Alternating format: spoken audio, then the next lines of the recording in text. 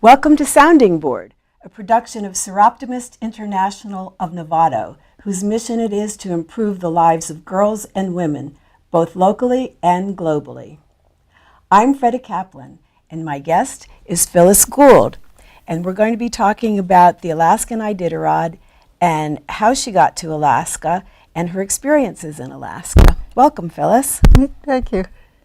When did you move to Alaska and why? I first went to Alaska in 1979, in February. My son was working in the oil fields at Prudhoe Bay, and he gave me a trip for Christmas. So I did some research on what to see in Alaska and decided to go in February because there was the fur rendezvous where the natives bring in their furs to sell, and they have crazy things like bunny boot races and outhouse races and all kinds of just fun things. And then the Iditarod started a week later. So the 2 weeks I was there was just filled with really exciting things to see. And I fell in love with the state. And it took me almost 2 years before I moved up there. And where did you move to? I moved to Wasilla, and within the first week I was there, I had walked down the road to the headquarters of the Iditarod, which was in a really old building called Teelan's Store. And on the ground floor was a general grocery whatnot store. And then upstairs was the Iditarod headquarters. And I don't know if I volunteered or they asked me if I would, but I was in. That's how you got involved with the Iditarod. Uh-huh. Very nice. And it's an exciting thing all year round because the mushers, in the middle of summer, they start signing up and they pay $1,049 is their entry fee because that's the distance of the race. So it's $1 a mile they're paying. Uh-huh. That's interesting. And then as it gets closer to the time that they start gathering their supplies and all of that, they're in and out of the headquarters more often. And some of them you get to know, and one of the mushers was a family man that lived out where there was no transportation except for a boat in the summer, but sled dogs in the winter. And he had several children, and they were schooled over the phone at that time. And so he was going to bring me a beaver pelt. But he didn't. He gave me some beaver teeth instead. Can't stay warm with beaver teeth. Wow. So there was no internet schooling at that time or anything? Because at that time there were about 500,000 people in the whole state, and there's only a few roads. So there's all of these villages, and so the kids are all homeschooled. And even the legislature, they can, because it's at Juneau, and you could only get there by plane or boat, so they have it set up in the villages where they can meet and participate in their government at a great distance. And did they do that by phone at the time? Uh-huh, and shortwave radio, and communication. So now they've upgraded the communications, but they still have that ability to. It was a necessity then. Uh-huh. Yeah, to stay in touch with the remote villages. Uh-huh. Wow. And the man came in by dog sled Uh-huh. to buy groceries and that sort of thing? Uh-huh. And if they live anywhere near the railroad, the train would stop anywhere, and people would go and buy their things, and then they'd say they wanted off by this or that, and They'd stop the train. Uh-huh. How nice, how convenient. Yeah. Wow. And where is Wasilla?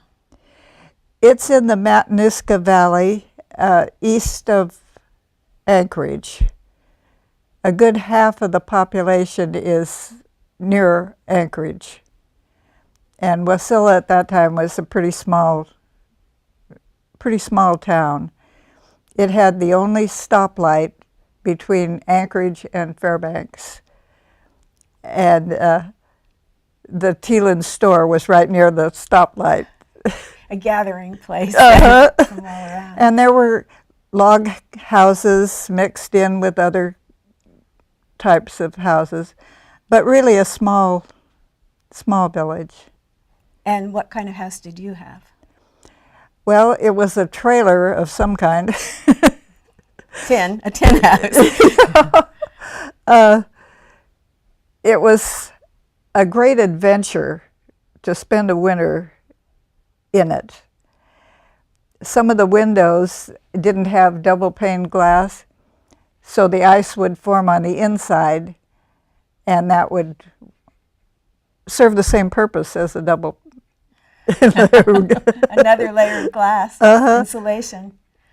Wow. And the ground changed from frozen to melted, and they called it the frost heaves. So the doorway would be constantly moving up and down, and my son moved the latch. But it never sealed it really good. And one time I got an old bedspread at a thrift shop and nailed it up over the doorway, and the wind would blow it straight out into the room. Wow. It was really hard to keep warm sometimes. I would think so. And what about your pipes? Do pipes freeze? Oh, yes. And my son would be at work up on the North Slope, but he'd call and he'd give me all these instructions, what to do and what not to do. And one was, don't let the pipes freeze under the bathtub. So because in a trailer everything is built in really tight and I couldn't move anything, I just took an axe and cut a hole in the wood under along the side of the bathtub and bought a little electric heater and put it there and kept the pipes from freezing. It had its own personal heater. He wasn't happy when he got home and saw what I'd done, and I said, well, the pipes didn't freeze, so. Yeah, you made it through the season. Yeah. You had said something about drying your clothes there? You don't hang them outside, I guess. No. And every place has this little porch that's closed in so that you don't directly go into your place. You have a barrier. And the washer and dryer were out there, and I put clothes in the dryer, and I heard this thumping noise and went out there, and it was an ice ball, just frozen solid. In the dryer. The In the heated dryer. dryer, your clothes were ice. In the dryer. Whoa. That's pretty cold. Uh-huh. About how cold? I would say in the winter, -10 to -20 in that area. In Fairbanks, it gets down to -50. And for their parking meters, they have a plug-in, and people have this gadget attached to their engine, and they just plug it into the parking meter, and it would keep it warm. It keeps the engine from freezing solid. Uh-huh. Wow. Otherwise, people would go to the store and just leave their engine running. How about when you were at home, sitting around, say, watching TV? How did you stay warm? Well, with a down coat and a hat and quilts and Wow.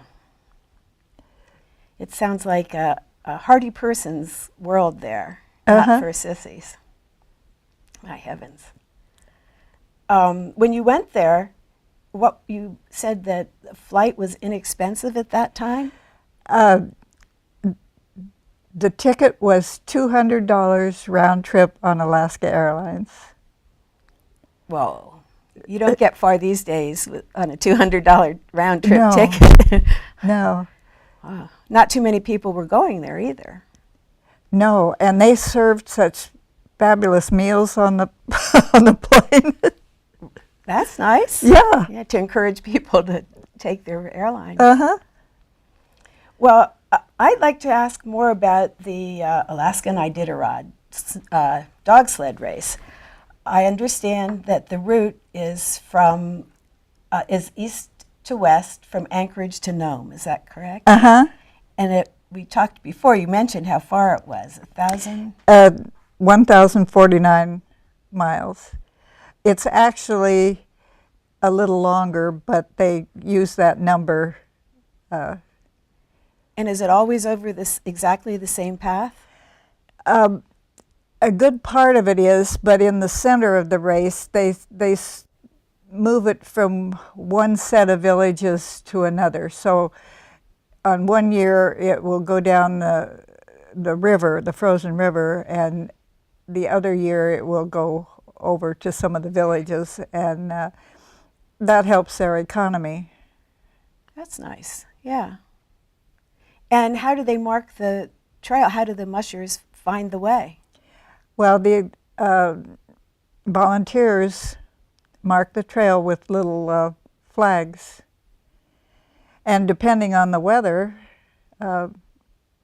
sometimes the snow melts and it's really difficult, so they run it strictly at night.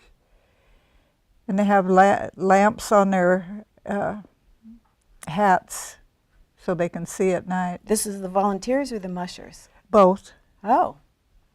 So the volunteers are just as hardy as the mushers. Oh, yeah. And some of them are ex-mushers or would-be mushers. I see. The people that run the sleds. Really love the dog racing. And, well, speaking of the dogs, I'm very curious about this. Do you think they're treated well? They are treated excellent. They're each checked by veterinarians at every stop along the race, every checkpoint. A veterinarian checks every dog, and if the veterinarian says the dog has a foot that's too sore, they pull them out of the race.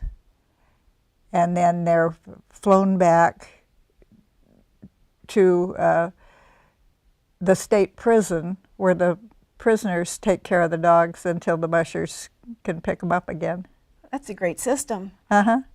And do the dogs wear snowshoes or? They wear little booties, and lots of times the kids in school will make the booties for the different mushers. Oh. So that they have a part of it too. Yeah. Oh, that's nice. Wow. How many dogs are on a sled? They start the race with 16 dogs, and then they never end up in Nome with that many. They're probably down to 6 or 7 by the time they get to Nome. But they don't leave them along the way. No, they're flown back to the prison where they are taken care of. Oh, that's great. I don't suppose there are women mushers, are there? There are lots of women mushers. Nice. Oh. And they do it year after year. You'd think if they did it once, they'd have enough of it, but that isn't the way it works. They're very hardy. And Susan Butcher was one of the first to make a name for herself. And she, I don't know how many races she ran, a lot of them. And then she and a guy named Joe Reddington, who started the race itself. He said it was possible, and The Iditarod. the Iditarod. Oh. And they went up to the top of Mount McKinley by dog team. And I don't think anyone else has ever done it. And they said the dogs were so eager to run that they had to hold them back, even that high. And Mount McKinley's the highest mountain in the United States. And the dogs were racing up it. Uh-huh. Those dogs. That's wonderful. So did the dogs live with the families the rest of the year? They're socialized sometimes, but they each have their own little house. And they're on a chain all the time. And if you walk by them, with a sled or anything, they're all out there to take me, take me, take me. Wow, enthusiastic guys. Uh-huh. Do you know if they're all male dogs, or are they male and female? Or I never thought about that. I think there's a mix of it, and that sometimes causes problems. Yeah.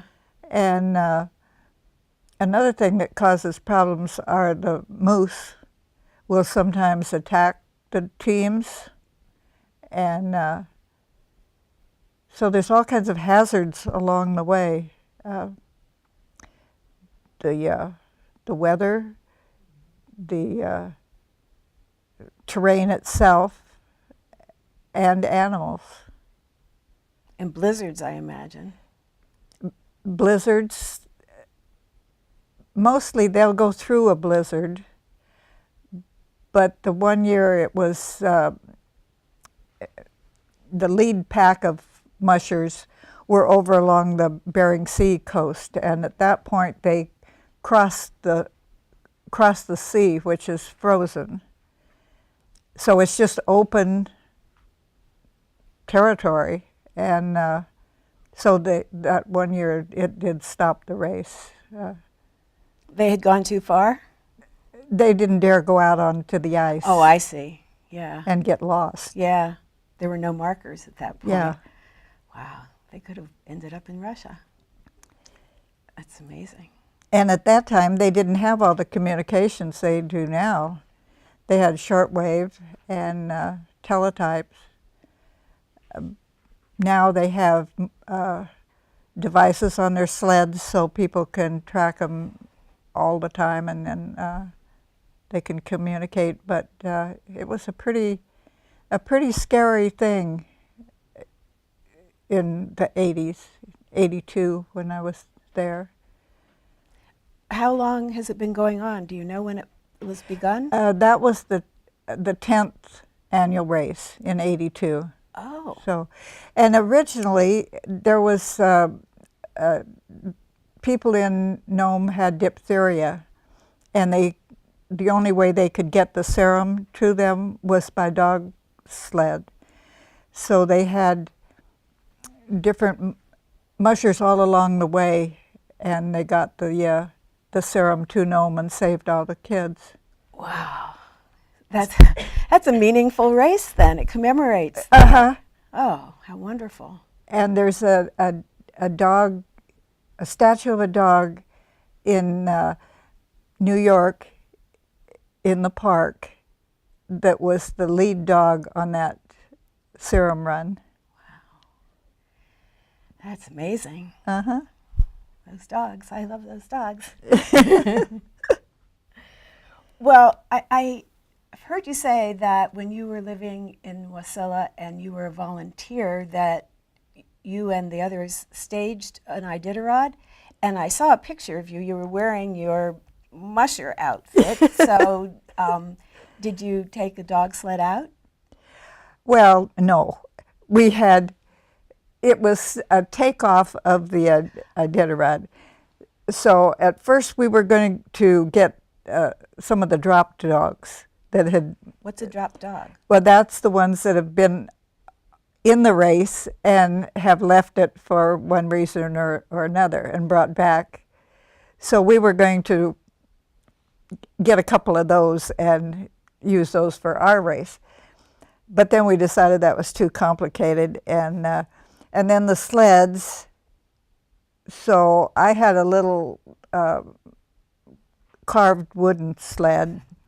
One of the girls had a paper one, and we went through all of the things that the mushers have to do with their musher packet, which gives them the map and the rules, and our rules were, there weren't any rules, everything.